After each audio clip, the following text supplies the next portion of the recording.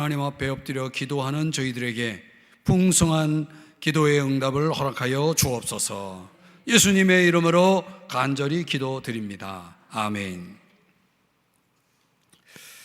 자, 오늘 이제 요엘서로 넘어왔는데요. 여러분들 이제 매일 신문을 보시는지요? 요즘은 신문 어떤 종이 신문보다는 여러분들이 이제 스마트폰으로 얼마든지 세상 뉴스들을 다 접할 수 있는데요. 신문으로 말하면 헤드라인에 해당되는 대형 사건들이, 뉴스들이 그날 계속 올라옵니다. 오늘도 잠시 뉴스 채널을 틀어보니까 이런저런 사건, 사고들이 많이 또 보도되고 있는 것을 보았는데요. 아마 요엘 당시에 신문이 존재했다면 그 당시에 신문의 헤드라인에 이런 기사들이 올라왔을 것입니다. 메뚜기 떼가 나라를 덮었다. 나라의 경제 대위기. 가뭄의 끝이 보이지 않는다. 이런 헤드라인 기사가 장식을 하지 않았을까요? 이게 요엘 시대의 배경이라고 할 수 있습니다. 요엘은 주님은 하나님이시다, 여호와는 하나님이시다, 이런 뜻을 가진 이름이잖아요.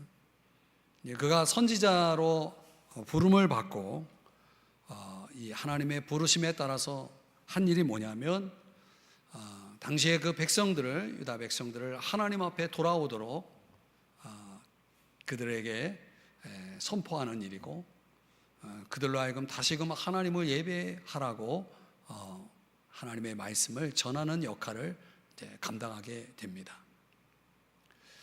그런데 백성들이 그냥 돌아오나요? 얼마나 지독하게 단단한 마음을 가지고 있는지요. 그러니까 이제 하나님이 여러 가지 사건들을 통해서 이제 그들을 향해서 부르시는 겁니다. 근데 이런저런 사건, 사고들이 일어나도 백성들이 깨닫지를 못하니까 선지자를 통해서 그 요엘 당시에 일어난 여러 가지 그 사건들을 해석해 주는 겁니다. 왜 이런 일들이 일어나고 있는지, 이런 일들이 일어나는 걸 통해서 하나님은 당신들에게 어떤 말씀을 하고 계시는지, 이 사건을 해석하고 적용해서 그들로 하여금 깨닫고 돌아오도록 이제 하나님께서 요엘 선지자를 사용하시는 겁니다. 그러니까 백성들로 하여금 그 말씀에서 벗어나서 지금 하나님을 등지고 살아가는 백성들로 하여금 돌아오라고, 그리고 하나님의 그 말씀의 빛 안에서 그들에게 일어난 역사적 사건들을 해석해서 하나님의 뜻을 잘 깨달아 이해하도록 돕는 역할을 이제 요엘 선지자가 하게 되는 거죠. 당시에 여러 가지 재앙들이 일어나고 또 가뭄, 유다 백성들에게 말로 다 할 수 없는 그런 대형 사고들이 터지고 있을 때에 이제 하나님이 그들에게 무엇을 말씀하고 있는지를 듣고자 하는 사람들은 없었다는 거예요. 오늘날 여러분 세계 각국에서 세계 각국을 논하기보다도 우리나라만 보더라도 얼마나 많은 일들이 일어납니까? 과연 우리가 보고 듣는 그런 사건 사고 속에서 하나님은 우리에게 무엇을 말씀하시는지 듣고자 하는 사람들은 얼마나 될까요?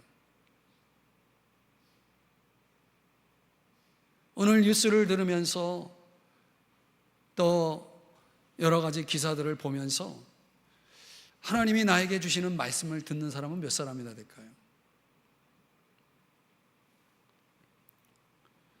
이제 요엘이 지금 당시의 사람들을 향해서 지금 그 역할을 지금 하고 있는 것입니다.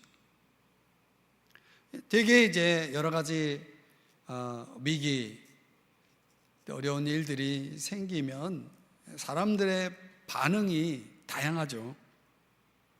무슨 일이 일어나고 있는가라고 하는 것에 대한 해석도 분분하겠지만은 이럴 때 어떻게 해야 되는지 어떻게 무엇을 해야 될지 사람들이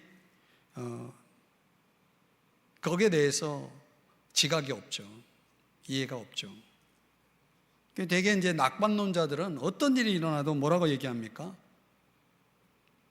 다 지나갈 거야. 힘내. 이러고 이제 낙관론자들은 어떤 일이 일어나도, 어떤 위기가 일어나도 그렇게 아마 넘어갈 거예요. 또 반대로 비관론자들은 뭐라고 말합니까? 뭐라고 얘기하죠? 비관론자들은 이제 끝났어.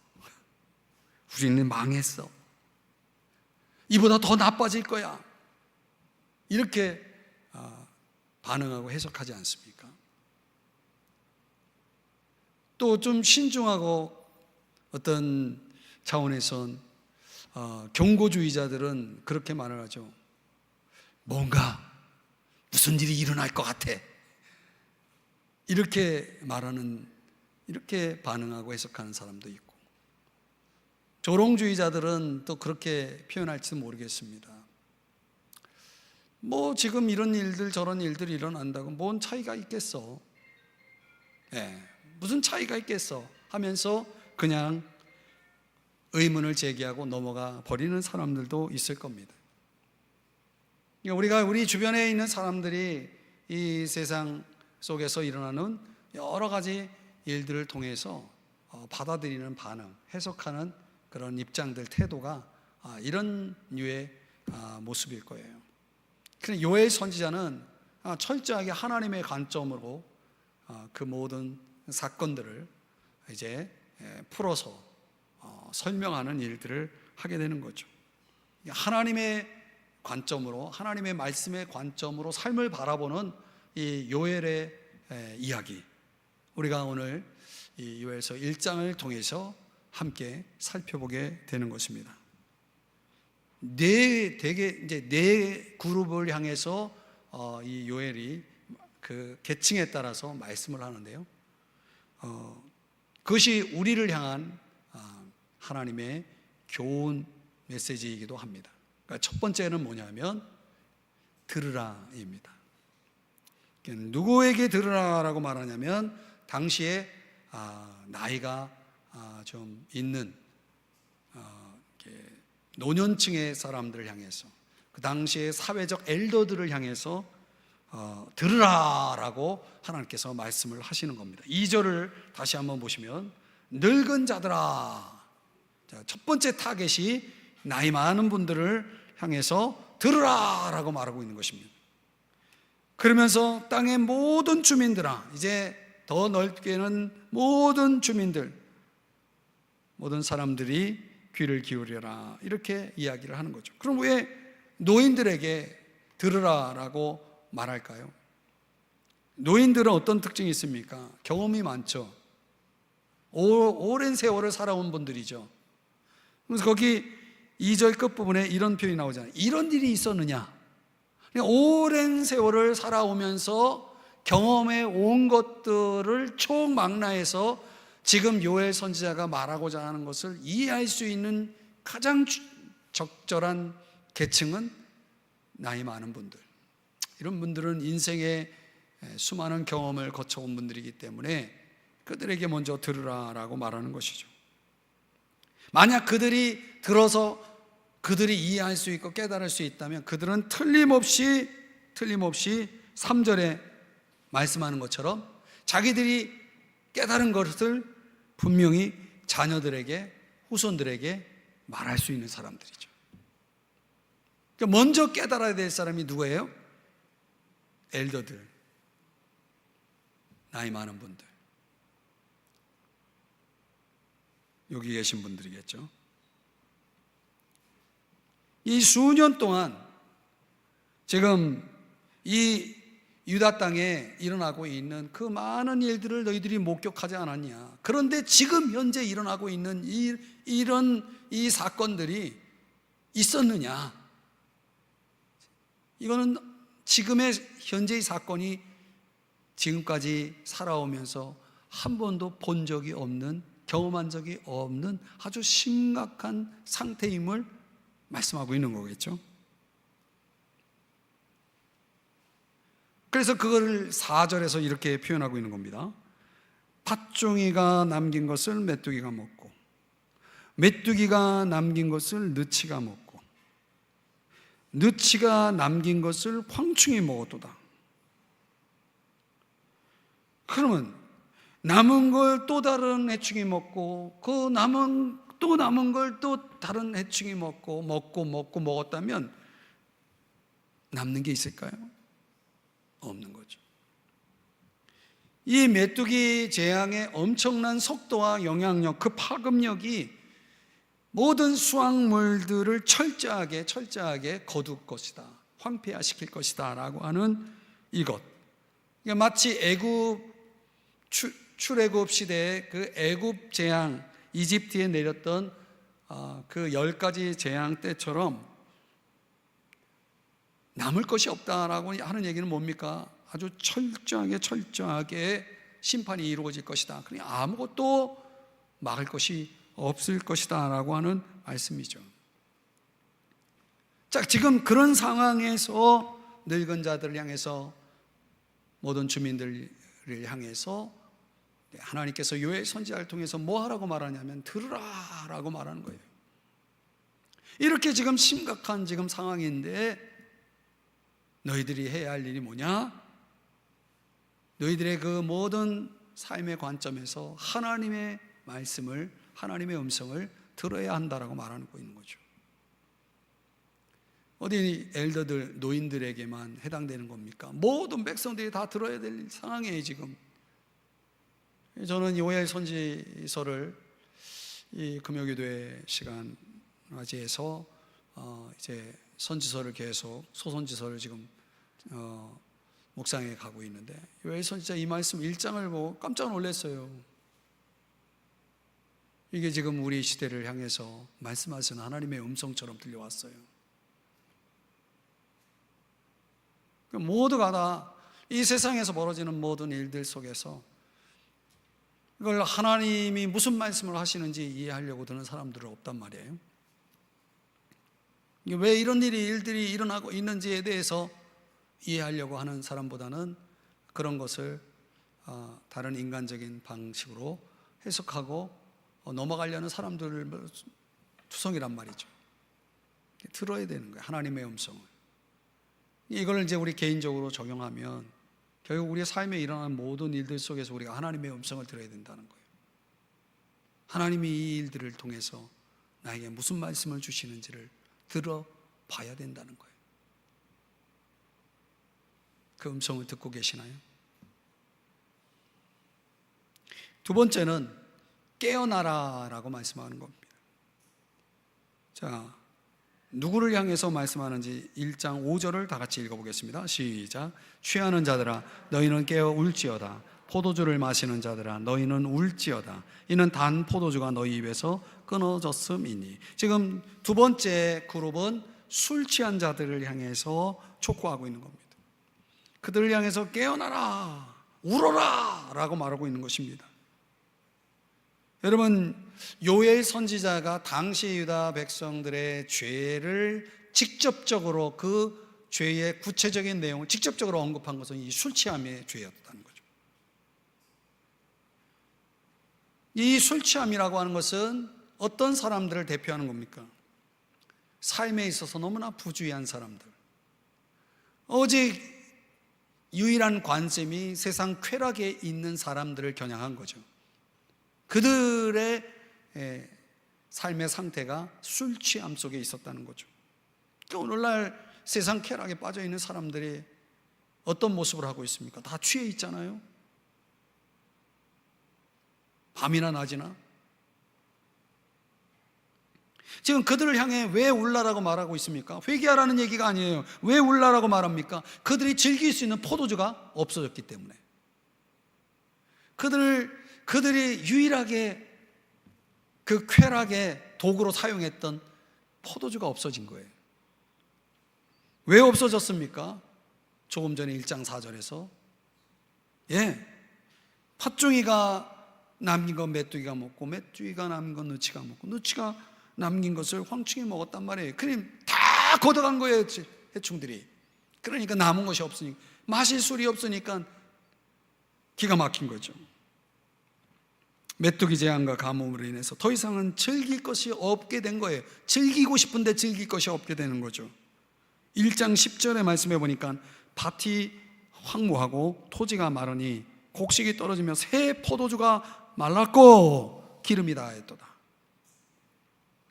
여러분, 인생을 즐긴다는 것이 그냥 그게 당연한 거 아니라는 걸 아셔야 됩니다. 이 빵과 포도주라고 하는 것은 당시 백성들의 음식의 필수품이거든요. 그게 지금 말랐다라고 하는 것은 무슨 얘기냐면, 술 취한 사람들이 즐길 포도주가 끊어진 차원이 아니라 온 백성들이 가장 기본으로 하는 일용할 양식조차도 메말라 버렸다. 이게 극심한 가뭄을 이야기하는 것입니다. 백성 전체가 겪고 있는 손실을 지금 말씀하고 있는 거죠. 그런데 이 메뚜기 재앙이라는 것은 어떤 자연적 재해의 차원의 그 재앙이라고 할 수도 있겠지만은, 이 6절을 보면은 이 메뚜기 재앙을 아수르적의 공격으로 해석을 합니다. 한번 6절을 읽어보겠습니다. 시작. 다른 한 민족이 내 땅에 올라왔음이로다. 그들은 강하고 수가 많으며 그 이빨은 사자의 이빨 같고 그 어금니는 암사자의 어금니 같도다. 그러니까 이 날카로운 이를 가진 굶주린 사자를 생각해 보세요. 그 사자가 뭘 못 먹겠습니까? 다 집어삼키는 거죠. 이 적들이 이스라엘의 필수 양식인 포도나무와 무화과 나무를 집중적으로 다 거두어가는 그런 아주 잔인한 공격을 하는 것을 볼 수가 있습니다. 그래서 요엘 2장 22절의 말씀을 참고하면은 무화과 나무와 포도나무가 다 힘을 내는도다. 이게 요 두 과실은 이스라엘 백성들에게 있어서는 성공과 만족을 상징하는 아주 중요한 과실이에요. 그러니까 하나님이 축복하셔서 그들이 성공하고 만족하는 삶을 살게 할 때 요 두 나무의 과실이 열매를 풍성히 맺을 때라는 거예요. 그러니까 이스라엘 백성들에게 있어서는 어떤 음료 차원에서, 하나는 기름 차원에서, 과실 차원에서, 이것은 그들의 성공과 만족의 상징으로서 아주 중요한 열매인데, 그거를 1장 7절에 보니까 멸하며 긁어 맑게 벗겨서 버리니, 이렇게 말하고 있어요. 누가 그렇게 한다는 겁니까? 다른 한 민족이. 그런데 7절을 가만히 보시면은 여기에 대명사가 그들이 내 포도나무를 그랬어요. 내 무화과 나무를. 그러니 포도나무와 무화과 나무의 주인이 누구라는 말씀입니까? 하나님이시라는 말씀이죠. 이 모든 게 주님의 것인데, 그동안은 그들의 성공, 그들의 만족, 그들의 쾌락, 기쁨, 이 모든 것이 주님의 것을 가지고 그렇게 살고 있었던 거거든요. 그런데 이제는 그 주님의 것을, 이제는 그 다른 한 민족을 통해서 하나님께서 그걸 다 그냥 없애버리겠다는 거예요. 그러니까 주인이니까 마음대로 할 권리가 있는 거죠. 그래서 시편 105편 31절 이하 33절에 보면 하나님께서 이런 말씀을 하는 거죠. 말씀하신 즉 파리때가 오고 이가 생기고 비 대신 우박을 내리고 화염을 내리고 나무, 포도나무와 무화과 나무를 치시고 나무를 찍으셨도다. 하나님께서 그렇게 하시겠다라고 말씀을 하는 거예요. 아예 기쁨의 근원을 빼앗는 정도가 아니라 그거를, 그 근원적인 것들을 다 찍어버리시겠다라고 말씀하시는 거예요. 이건 어떤 메시지를 가지고 있는 겁니까? 이 땅의 백성들로 하여금 그들이 소유하고 그들이 누리고 있는 모든 것이 주님의 것이라고 하는 것을 깨달으라는 말씀이죠. 그래서 욥이 그런 고백을 하지 않습니까? 주신 이도 여호와시고 취하신 이도 여호와시고. 아멘. 그러니까 우리가 이 사건 사고 속에 이 세상에서 벌어지는 일들을 통해서 철저하게 첫 번째는 하나님의 음성을 들을 준비를 하셔야 되고, 두 번째는 모든 것이 주님에게서 왔고 주님으로 인해서 우리가 누리고 있다는 것, 이걸 깨달아야 된다는 거예요. 이걸 깨달아야 된다는 거예요.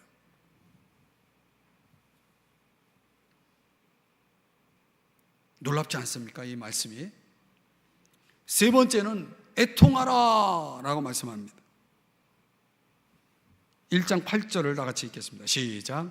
너희는 처녀가 어렸을 때에 약혼한 남자로 말미암아 굵은 배로 동이고 애곡함같이 할지어다. 여러분, 지금 농부들을 향해서 하시는 말씀인데, 그들에게 애곡함같이 할지어다 라고 말하고 있는 것입니다. 마치 처녀가 어렸을 때 약혼한 남자가 일찍 세상을 떠나서 그래서 홀로 된 거예요. 그 얼마나 애통한 일입니까? 그런 처지처럼 애통하라 라고 말하고 있는 것입니다. 근데 왜 이 애통이, 이 절망이 그들에게 주어져 있는지에 대해서 11절 12절에서 말씀하기를 농부들아 하면서 그들을 향해서 말씀하는 겁니다. 밀과 보리 때문이다 라고 말하면서 밭의 소산이 다 어떻게 됐다? 없어졌다는 거예요. 마치 처녀가 어렸을 때 약혼한 남자가 곁을 떠나는 것처럼 농부에게 밀과 보리가 밭의 소산이 다 없어졌다. 이거는 그런 비유에 해당되는 거예요. 그 왜 다 없어졌는가?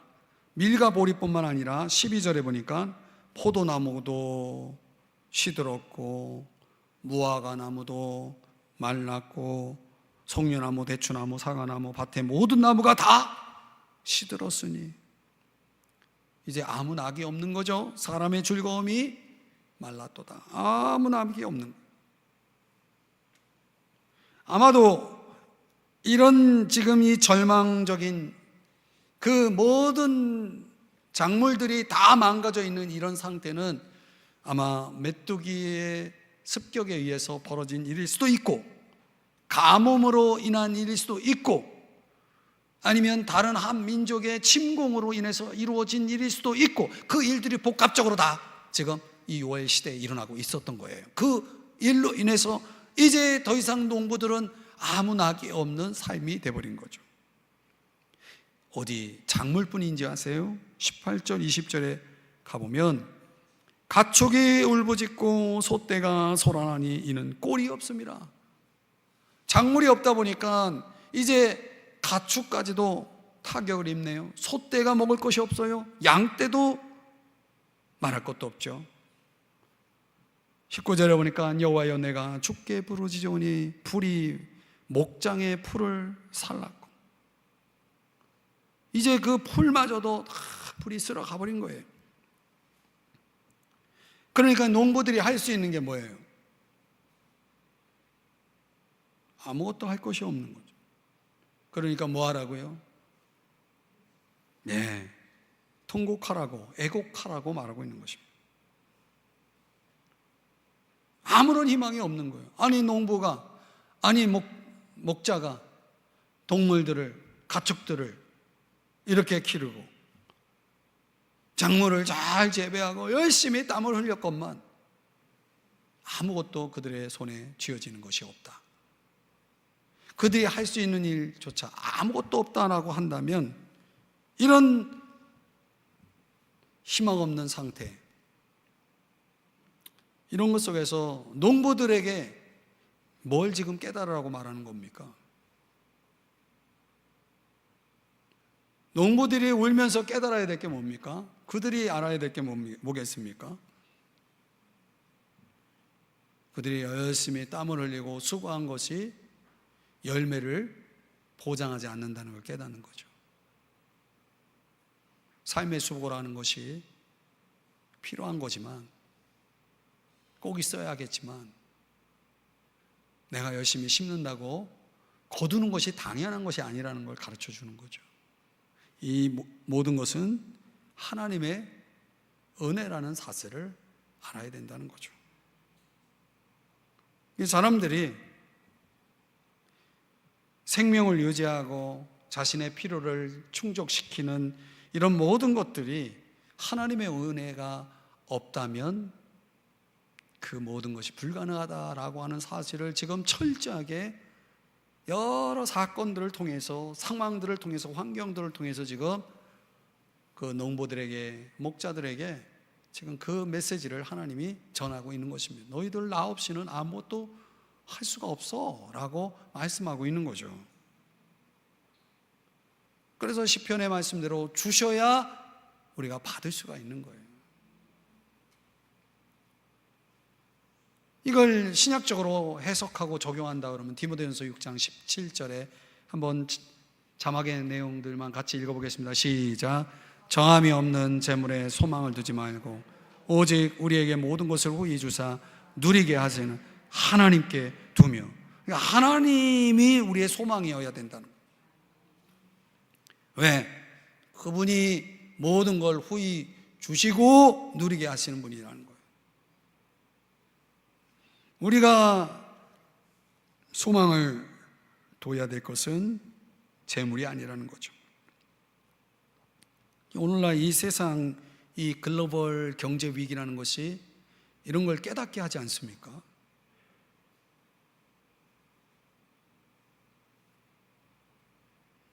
점점 우리의 한계를 실감하게 되고, 내가 열심히 산다는 것이 그 어떤 나 한 사람의 삶의 영역 속에서만 모든 걸 결정하고 해결하는 그런 시대가 아니잖아요. 이제는 이 변화무쌍한 세계, 이 경제 각국의 여러 가지 그 어떤 변수들이 순간순간 계속해서 하루에도 몇 번씩 지금 막 변화무쌍하게 지금 움직이고 있잖아요. 그러니까 우리가 어디에다가 다 마음을 둘 수가 없는 거예요. 그러니까 소망은 하나님께 밖에 없는 거죠.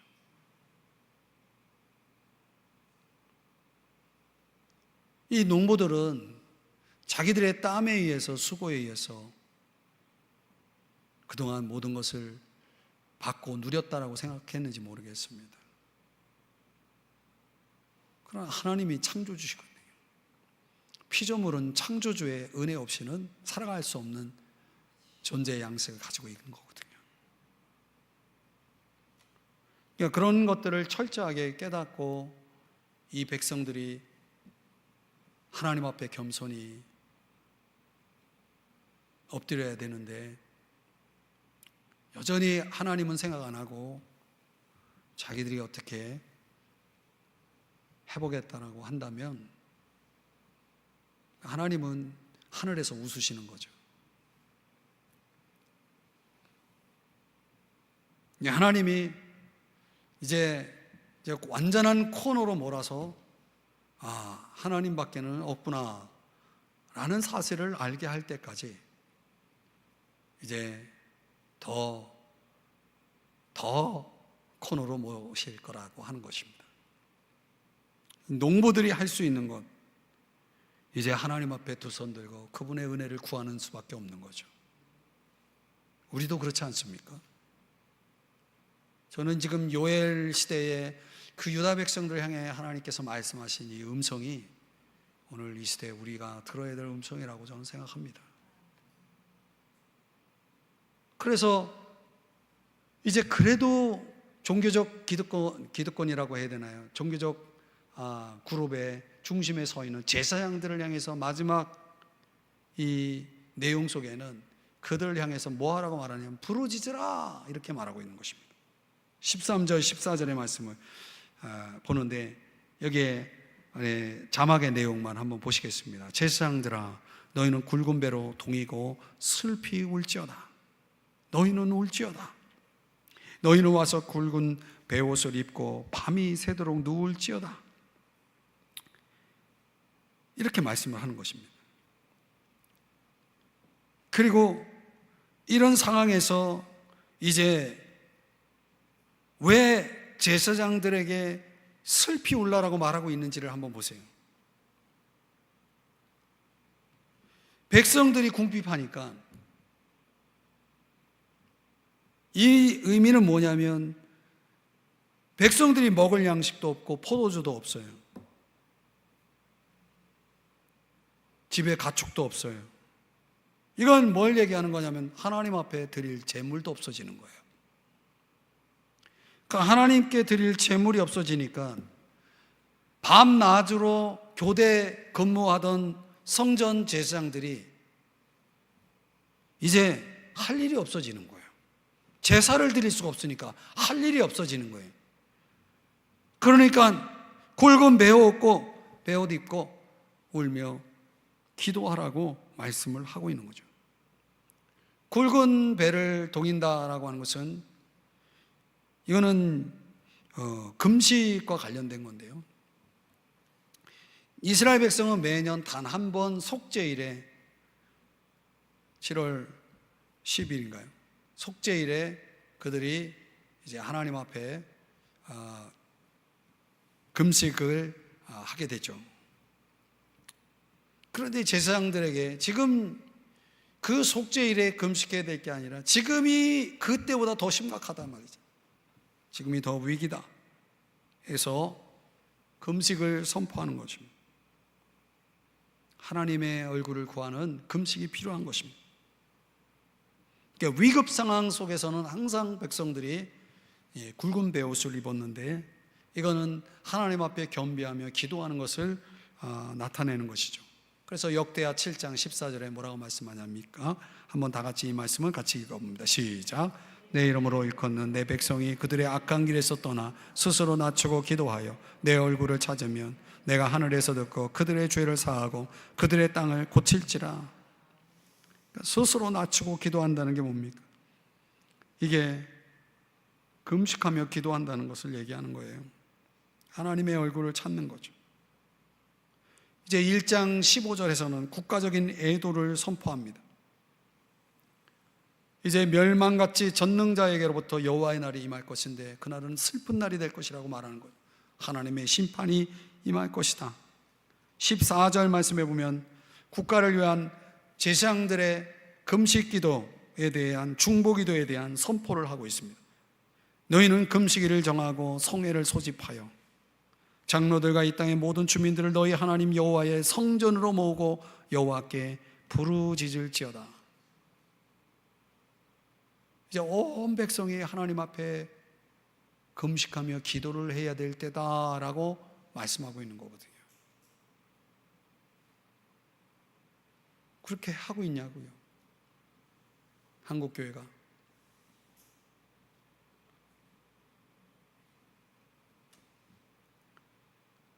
주님의 날이 가까웠으니 이게 대전제거든요. 이제 주님이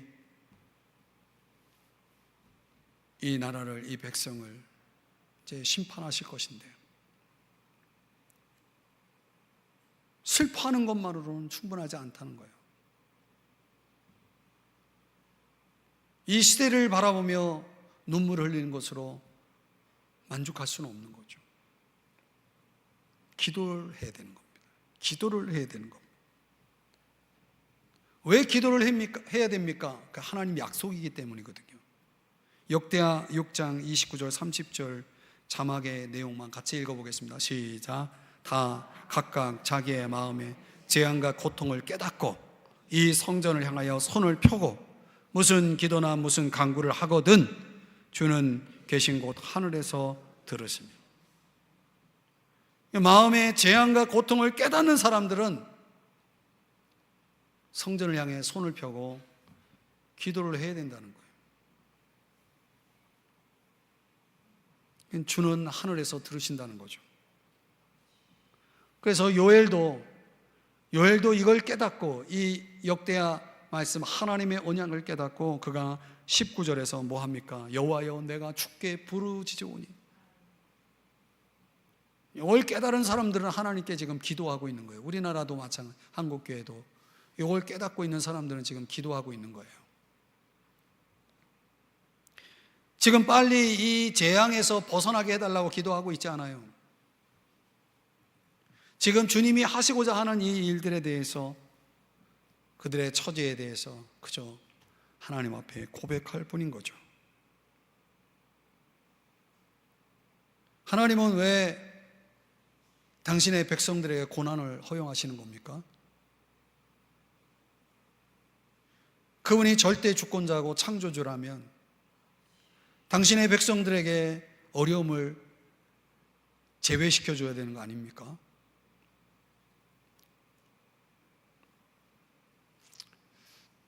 하나님께서는 이유 없는 고난이 없다라고 말씀하고 있는 거죠.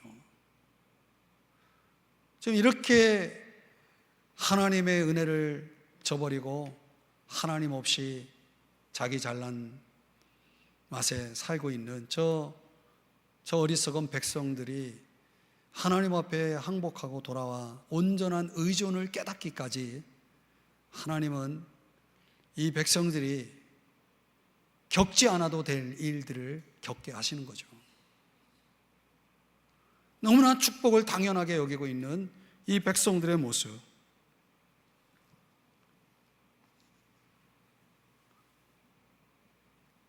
여러분, 우리는 물 걱정은 안 하잖아요. 그러나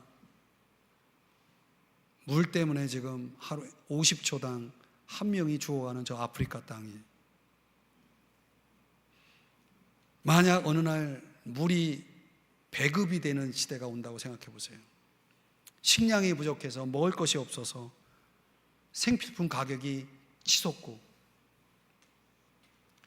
우리가 가지고 있는 문명의 어떤 이기가 그걸 해결해 줄 수 없는 때가 온다면, 우리가 가지고 있는 현재적 자원을 가지고도 도저히 해결할 수 없는 더 큰 위기가 만약 우리들에게 찾아온다면 그때는 깨달을까요?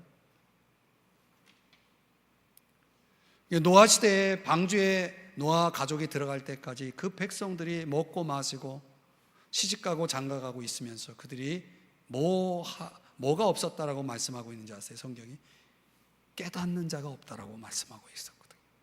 그 깨닫지를 못하는 거예요. 그 멸망이 코앞에 왔어도 깨닫지 못하는 사람들이 노아 시대 사람들이었고, 인자의 임함도 똑같을 거라고 말씀을 하고 있는 거거든요. 이 땅에 아무리 위기가 와도 백성들이 깨닫는 게 아니거든요.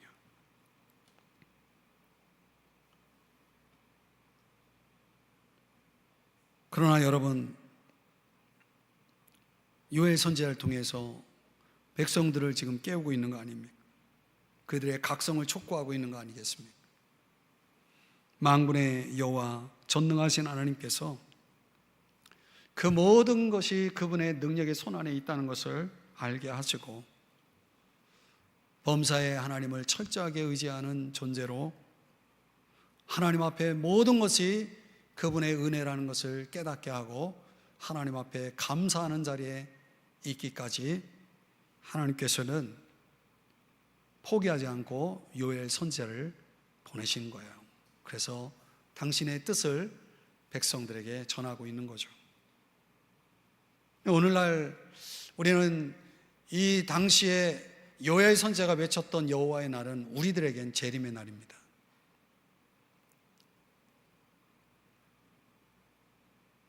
우리가 좀 더 깨어 일어나기까지 주님이 더디우시는 게 다행인지 모르겠습니다.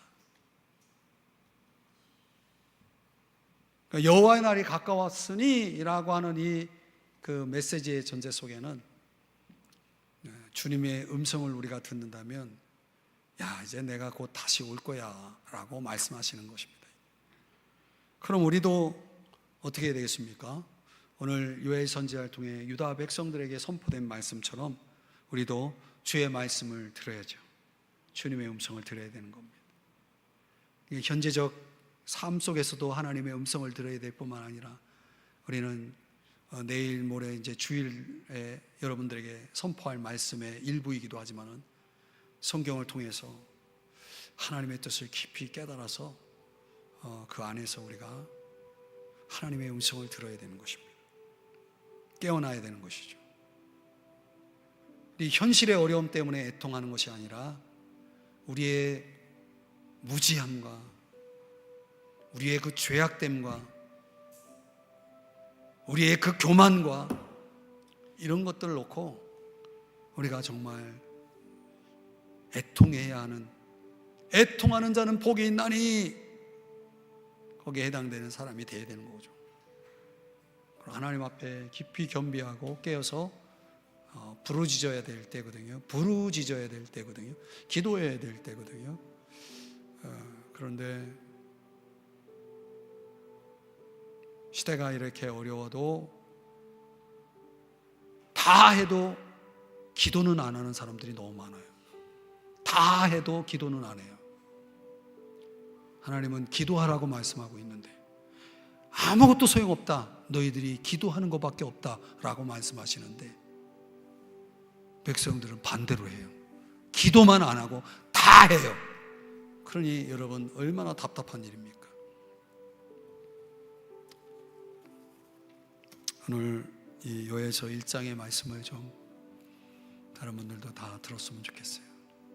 하나님 앞에 우리가 저도 마찬가지고 하나님이 내게 지금 뭘 말씀하고 있는지를 내가 들을 수 있어야 됩니다. 귀가 열리고, 영적인 귀가 열리고. 그래서 이 시대에 우리가 이 현실의 문제 앞에 허덕이고 살아갈 것이 아니라 하나님 내게 무슨 말씀을 주시는지를 깨닫고 우리가 순종하는 것이 중요하겠습니다. 그리고 우리가 살아남으려면, 방주에 들어가려면 깨어 있어서 기도해야 됩니다. 기도하는 것밖에 없습니다. 왜냐하면 기도하는 자에게 하나님은 알려주시거든요. 하나님의 음성을 알려주시거든요. 들려주시거든요. 들을 수 있거든요. 그래서 오늘 이 시간 우리가 짧게 기도하더라도 하나님 앞에 오늘 이 시간 안에서만 아니라 내가 생활 속에서 자꾸 하나님께 내 마음을 두고 주일에 이 말씀 미리 자꾸 나오는데 하나님의 내 마음을 딱 고정시켜서 자꾸 그분에게 주파수를 맞추고 그분의 음성을 자꾸 들어야 됩니다. 지금 그때입니다. 앞으로 어쩌면 오늘 요엘 1장 4절에 말씀하는 것처럼 더 어려워지는 시대로 갈지 모르겠습니다. 그럴 때 우리 더 깨어 있어야 됩니다.